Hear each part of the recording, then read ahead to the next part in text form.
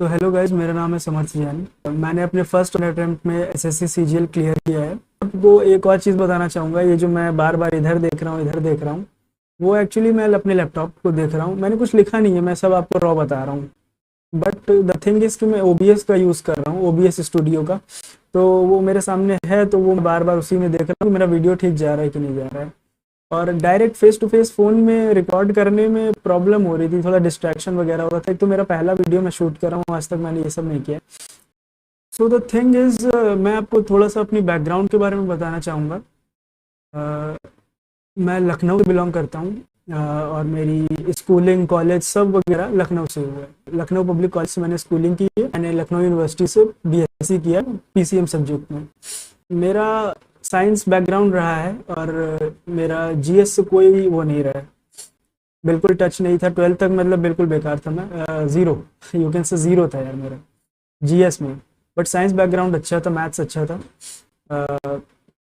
तो the thing is कि graduation के बाद मैंने यूपीएससी की प्रिपरेशन शुरू करी। एक साल मैंने अपना कंप्लीट डेडिकेशन से दिया।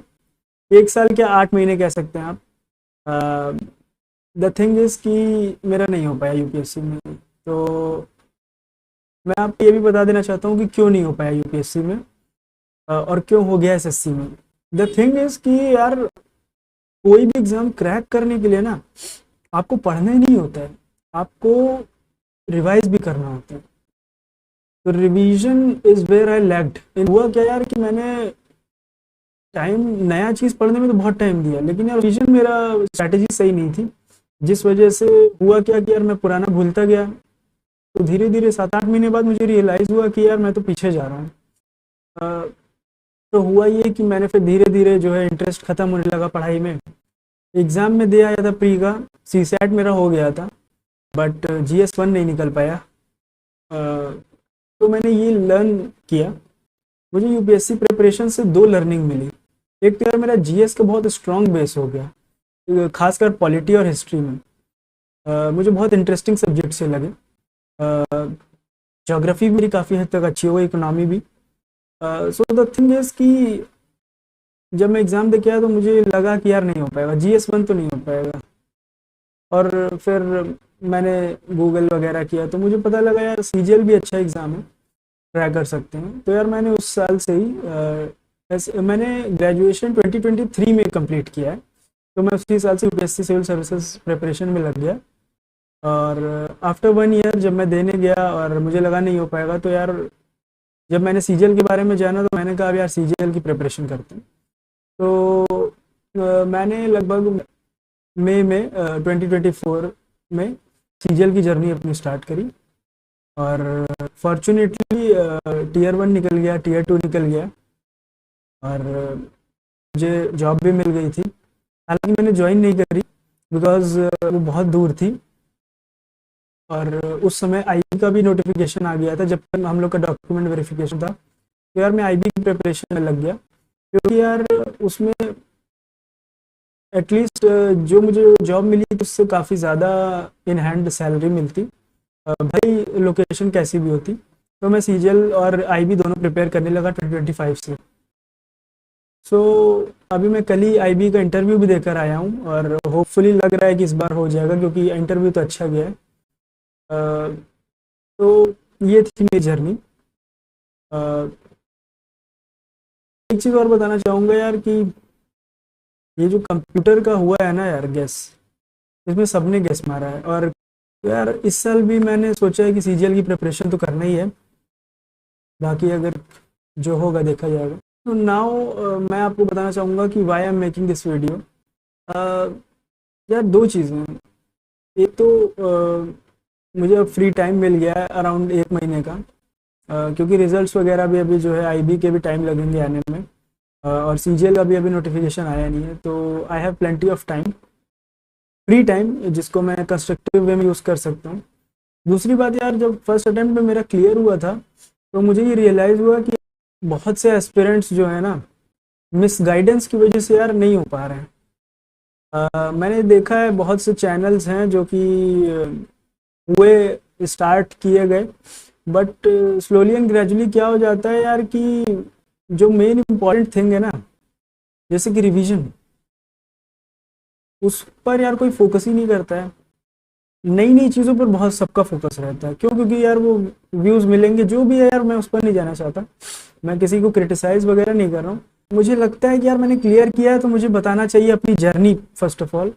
और जो लोग भी इस उस पर हैं कि यार वो होपलेस हो चुके हैं या होने वाले हैं, और उनको डेली हजार थॉट्स आते हैं कि यार अब नहीं हो पाएगा, ऐसा वैसा, नई चीज़ आ रही है, जैसे कि सेक्शनल टाइमिंग आई है, वो भी मैं आपको बताने जा रहा हूँ कि सेक्शनल टाइमिंग से कोई प्रॉब्लम नहीं होने वाली है यार। बैंक में मैंने एग्जाम्स दिए हैं, सेक्शनल टाइमिंग उसमें आती है, कोई इशू नहीं रहता है।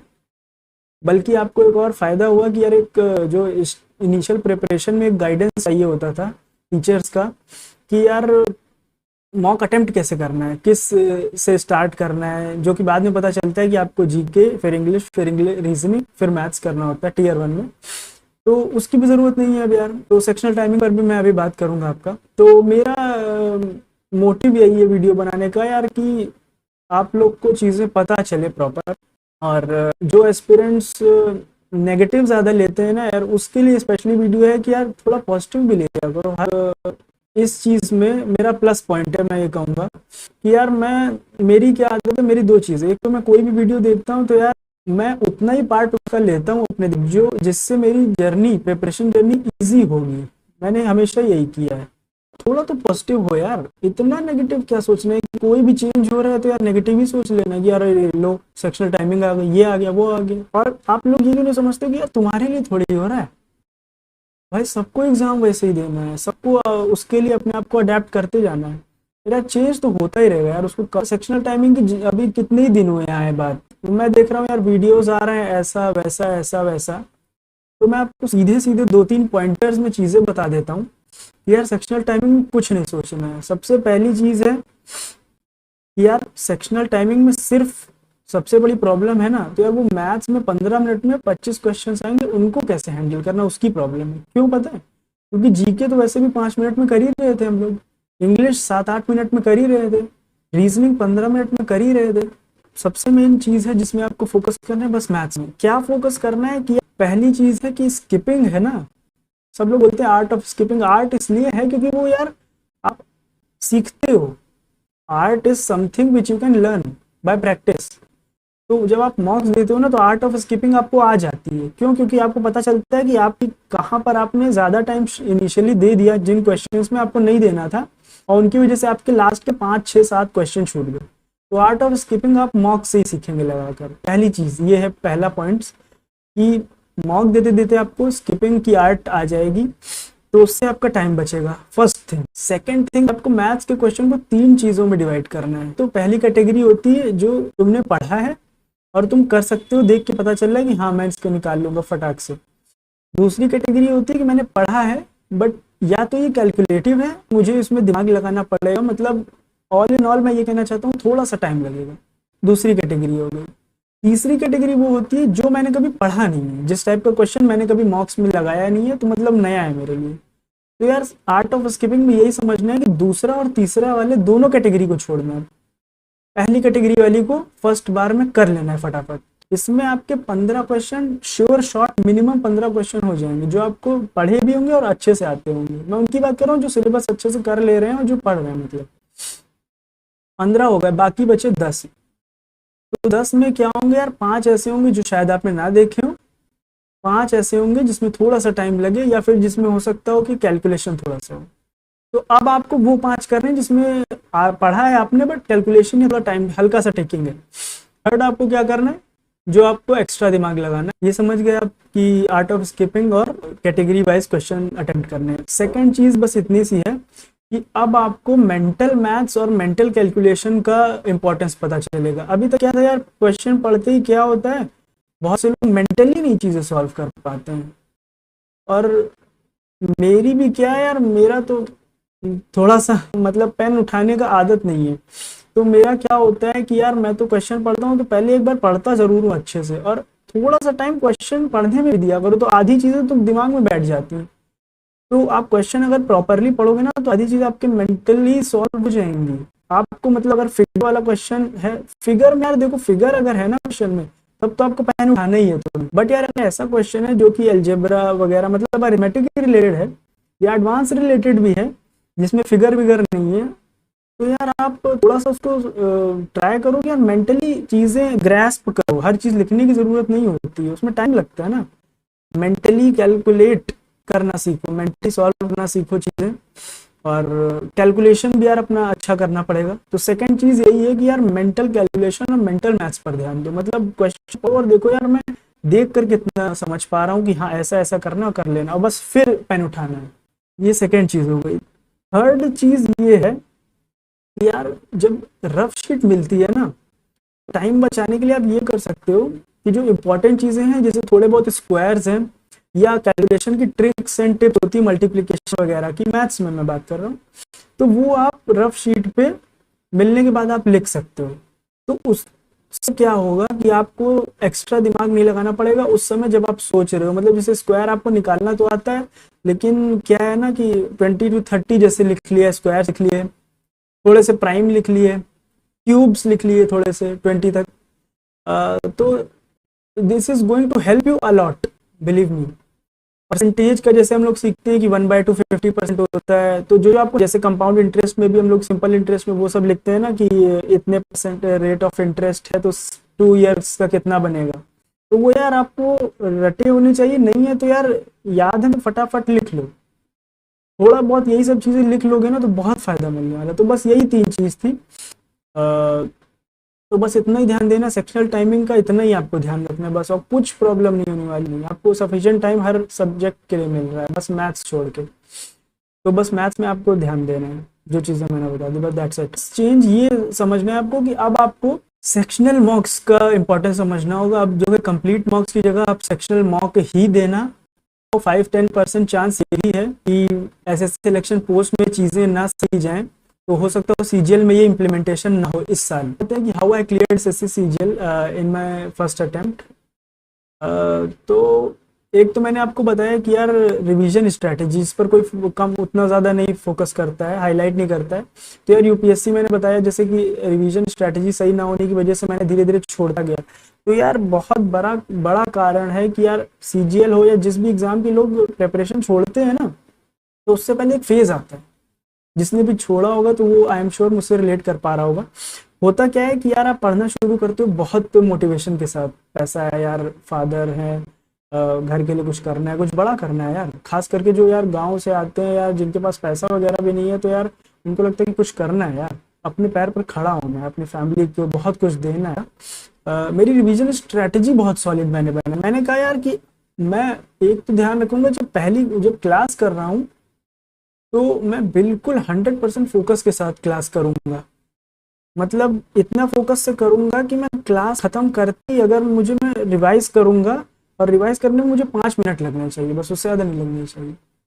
तो मैं आपको पता है क्या होता है, क्लास में ही 100% फोकस के साथ अगर आप पढ़ेंगे ना, तो उसी समय आपको सारी चीज़ें आ जाती हैं। कुछ चीज़ें रह सकती हैं, जो लोग नहीं अच्छे हैं, हो जाता है कभी कभी, बेसिक्स नहीं अच्छे होते हैं, तो यार उसकी क्लास के बाद फटाक से करो, लेकिन करो उसको उसी समय करो।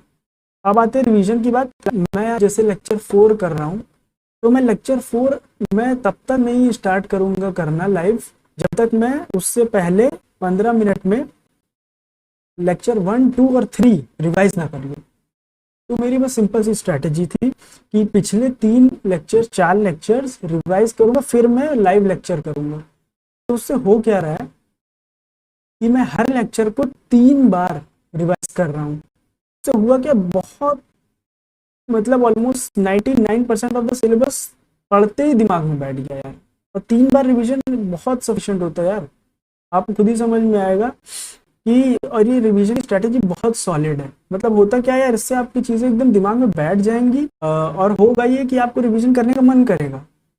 जैसे होता क्या, रिवीजन हम लोग क्यों छोड़ते हैं, क्योंकि नया पढ़ने का तो सबका मन होता है। रिवीजन छोड़ते क्यों है, क्योंकि यार जब बहुत सारा हम लोग इकट्ठे रिवीजन करने की आदत है। हम लोग को क्या होता है कि रिवीजन कल पर टाल कर जब 12, 15, 30 लेक्चर हो जाते तब इकट्ठा हम लोग रिवीजन करते हैं। और होता क्या है कि वो बहुत टाइम लग जाता है। तो सबसे बड़ी चीज़ है जो हम लोग को रिवीजन करने से रोकती है, वो है टाइम टेकिंग।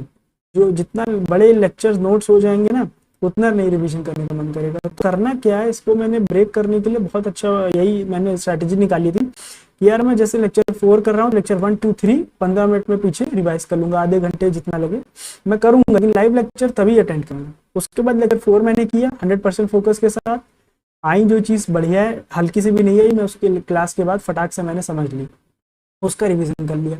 अब मैं कल जब लेक्चर 5 करूंगा तो मैं क्या करूंगा, लेक्चर 2 3 4 रिवाइज करूंगा, लेक्चर 6 करूंगा उसके अगले दिन, तो लेक्चर 3 4 5 को रिवाइज करूंगा तब करूंगा। तो इससे आप समझ रहे हैं ना, हर क्लास मेरी 3 बार रिवाइज हो जाएगी। जो 5 कर सके लेक्चर्स वो 5 कर ले, 3 कर सके वो 3 कर, 4 करना वो 4 कर ले, वो आपको देखना है। लेकिन रिवीजन स्ट्रेटजी बहुत अच्छी है, ये आपकी डेली बेसिस पर करना है आपको। और आपको ध्यान रखना है कि क्लास करने से ज़्यादा आपका होना चाहिए कि रिवीजन मुझे करना है, वो बहुत इंपॉर्टेंट है। आप ही बताओ, एक लेक्चर 2 लेक्चर नया पढ़ना ज़्यादा इंपॉर्टेंट है या पिछले लेक्चर्स को अपने दिमाग में रिटेन करना ज़्यादा इंपॉर्टेंट है? क्योंकि आखिर में आपका दिमागी आपका बच जाएगा, कॉपी नोट्स नहीं जाने वाले हैं आपके एग्जाम हॉल में। सो सॉलिड रिवीजन 100% फोकस के साथ क्लासेस, लाइव क्लास प्रेफर करो। सॉलिड रिवीजन स्ट्रैटेजी मैंने आपको बताई दी है। और थर्ड चीज़ है बस मॉक, बस ये 3 चीज़ पर फोकस करना है आपको। मॉक्स कब देने हैं, जब आपका लगभग सिलेबस आधा हो जाए, जब आपको एक ऐसी कंडीशन आप आ जाए, ऐसी सिचुएशन में आ जाए कि हाँ आपका लगभग आधा तो सॉल्व हो ही जा रहा है क्वेश्चन में, और आप अगर इतना भी नहीं कर पा रहे तो आप पहले क्लासेस करें। थर्ड थिंग मॉक है, वो भी बहुत इंपॉर्टेंट है। अगर आप एग्जाम से पहले 30 मॉक भी कर ले रहे हैं ना 30 दिन, तो सफिशियंट है यार, आपकी अच्छी खासी टाइम में बचाता है। मतलब मॉक से आपको ये होता है कि आपको रियल टाइम एग्जाम इन्वायरमेंट मिलता है, और आखिर में आपको वही करना है, आपको एग्जाम हॉल में बैठना है, आपको सॉल्व करने हैं उतने ही टाइम में क्वेश्चंस। तो ये मॉक्स का बेनिफिट है। तो मॉक्स दिए बगैर, मॉक्स का इतना इंपॉर्टेंस है ना यार, ये 3 चीज़ें हैं, पढ़ना, रिवीजन करना और मॉक देना। ये 3 चीज़ में से एक चीज़ भी आपने अगर नहीं करी तो यार आपका सिलेक्शन नहीं होगा। मॉक के बिना इसलिए नहीं होगा यार, क्योंकि जब तक रियल टाइम में दोगे नहीं ना यार, रियल एनवायरनमेंट फेस नहीं करोगे ना, तो उस दिन जाकर कुछ ना कुछ मिस्टेक्स करोगे जो अभी कर लो। जैसे कि आर्ट ऑफ स्किपिंग है ना, वो कोई नहीं सिखा सकता तुमको, हम कितना भी बोल रहे हैं ना। इनिशियली मैंने 5-6 मॉक दिए ना, मैं खुद अभी आपको समझा रहा हूँ आर्ट ऑफ स्किपिंग, लेकिन मैंने आपको बताया कि वो आर्ट है, वो धीरे धीरे सीखी जाती है, तो बिना किए नहीं आएगी, एक्सपीरियंस बिना किए। मैंने खुद किया तो होता क्या था यार कि मुझे कुछ क्वेश्चन लगता था यार ये तो मैं कर सकता हूँ, मैंने पढ़ा है 10th 12th में कभी पढ़ा होगा, तो मैं उसी में टाइम वेस्ट कर दिया। उसकी वजह से मैं बाद के 5-6 मैं कर नहीं पाया, टाइम नहीं बचा।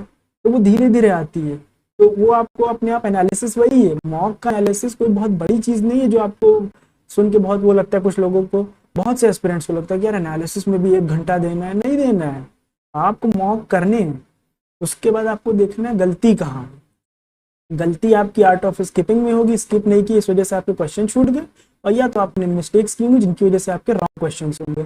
तो बस आपको पहली चीज़ देखना, रॉन्ग क्वेश्चंस क्यों हुए, क्या दिक्कत थी, उन पर कैसे वर्क करना है, और छूटे क्वेश्चंस तो क्यों छूटे, स्किपिंग कहाँ नहीं करी। वो एक क्वेश्चन आपको 2 क्वेश्चन देखे जरूर मिल जाएंगे उसमें पेपर में, जिनकी वजह से, जिन पर आपने ज़्यादा टाइम दिया, जिस वजह से आप सब्सिक्वेंट क्वेश्चन या बाद के क्वेश्चन नहीं कर पाए। तो बस आपको इतना ही ध्यान देना है। अगर आपको कंटेंट अच्छा लग रहा है, मुझसे रिलेट कर पा रहे हो आप, और आपको इन सब चीज़ों की ज़रूरत पड़ती है, तो आप मुझे फॉलो कर सकते हैं। ये मेरे टेलीग्राम व्हाट्सएप वगैरह चैनल्स हैं, तो आप लोग को कोई भी मेरा नया वीडियो या मेरे रिसोर्सेज में अगर देता हूँ तो आप लोग को जो है मिल जाएंगे। तो आप लोग को अगर लगता है कि यार कुछ आपने सीखा इस वीडियो से, लाइक कर सकते हो आप लोग। तो थैंक यू गाइज। अब अगर आपको कोई चीज़ लगता है कि मिस हो गई है तो आप लोग कमेंट कर सकते हो, and I will try to make another video about it.